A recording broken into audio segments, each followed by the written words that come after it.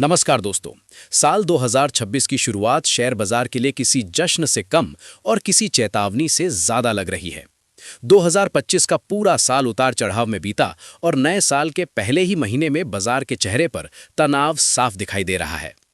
1 फरवरी को आने वाले केंद्रीय बजट से पहले निवेशक डरे हुए हैं, नर्वस हैं और बार-बार यही सवाल पूछ रहे हैं, क्या ये गिरावट सिर्फ ग्लोबल हालात का असर है या फिर बजट 2026 कोई बड़ा झटका देने वाला है। इसी चिंता के बीच टाटा एसेट मैनेजमेंट के सीनियर फंड मैनेजर सोनम उदासी के विश्लेषण के साथ आज हम समझेंगे कि बाजार का ये संकट कितना असली है और निवेशकों को डरना चाहिए या नहीं। सबसे पहले बात उस वर्ग की जिस पर हर बजट में सबसे ज्यादा नजरें होती हैं, मिडिल क्लास। इस बार उम्मीदें बहुत बड़ी हैं। चर्चाएं हैं कि 15 लाख रुपए तक टैक्स फ्री इनकम हो सकती है। पिछले बजट में 12 लाख की सीमा और स्टैंडर्ड डिडक्शन बढ़ाकर सरकार पहले ही बड़ा कदम उठा चुकी है। लेकिन प्रोफेशनल नजरिए से देखें तो लगातार इतने बड़े टैक्स गिफ्ट की उम्मीद करना थोड़ा ज्यादा आशावादी हो सकता है। सरकार फिलहाल अपनी फिस्कल हेल्थ को मजबूत करने और पिछले टैक्स कट्स के असर को परखने के मूड में है।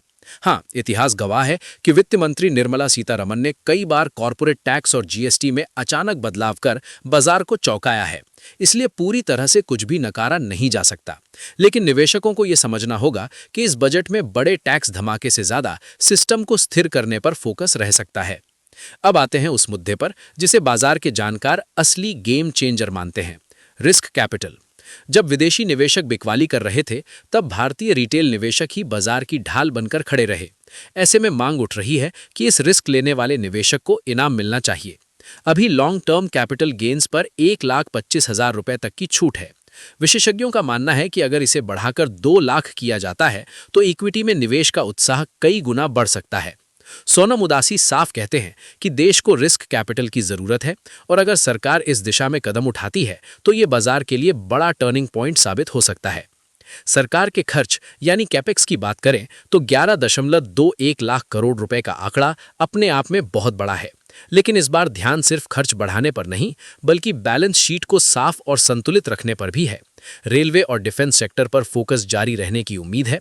आत्मनिर्भर भारत के तहत सेमीकंडक्टर, फुटवेयर और डिफेंस जैसे सेक्टर रोजगार और विकास दोनों के लिहाज से अहम बने रहेंगे। जीएसटी युक्तिकरण का फायदा संगठित सेक्टर को मिल रहा है, जिससे कॉर्पोरेट इंडिया की स्थिति लंबी अवधि में और मजबूत हो सकती है। अब जरा नजर डालते हैं ग्लोबल फ्रंट पर।